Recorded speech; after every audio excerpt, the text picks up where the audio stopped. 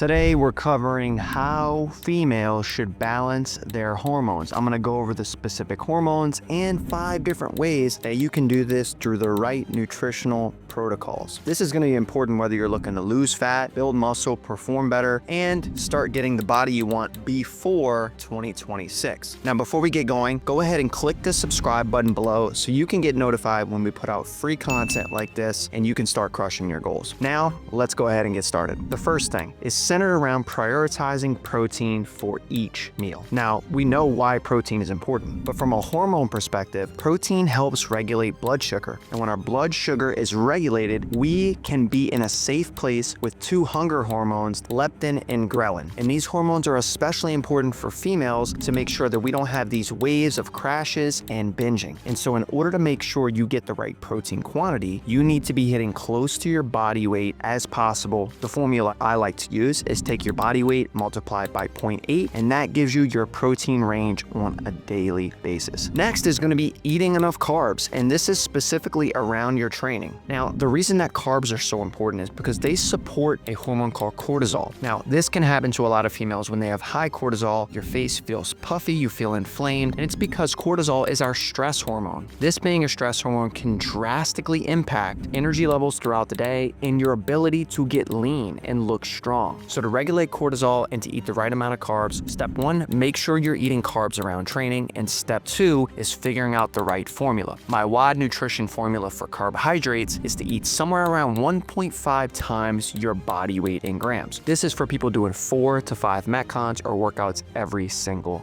week.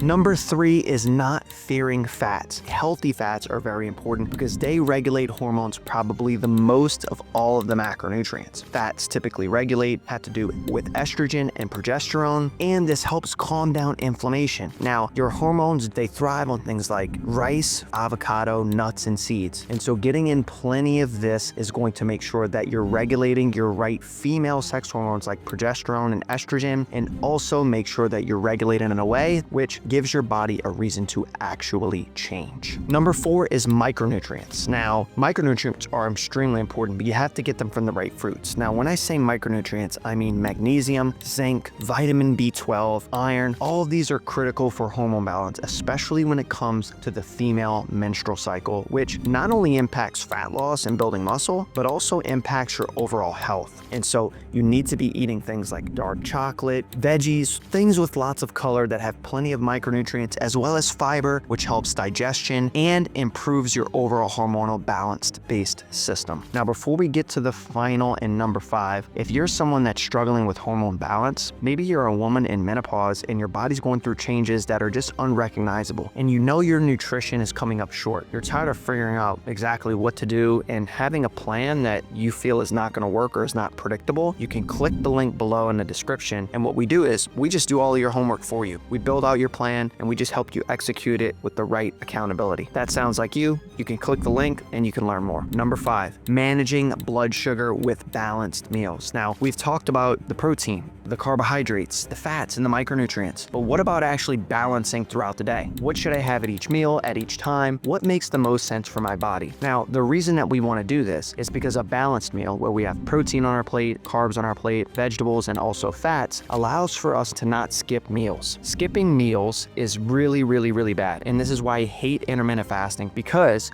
you're not going to actually be fueling your body and getting in the right balanced meal and actual approach that is going to allow you to see changes. So balanced meals help regulate blood sugar, get rid of hunger, which takes us back to the protein with ghrelin and leptin, and gives you an overall plan that allows you to build habits in your day around your workout versus you uprooting your life to follow some random nutrition strategy. So balanced meal means incorporating everything at one time, prevents mood swings, it prevents so many things that regulate things for women, and you're going to want to make sure you have balanced meals regularly. So build out a blueprint for yourself that tells you when you're eating, how much, and what you want in those meals based on some of the foods and some of the tips that I gave on this video. Well, I hope this helped, especially for you ladies out there. Send this to someone else, and YouTube wants you to watch this video next.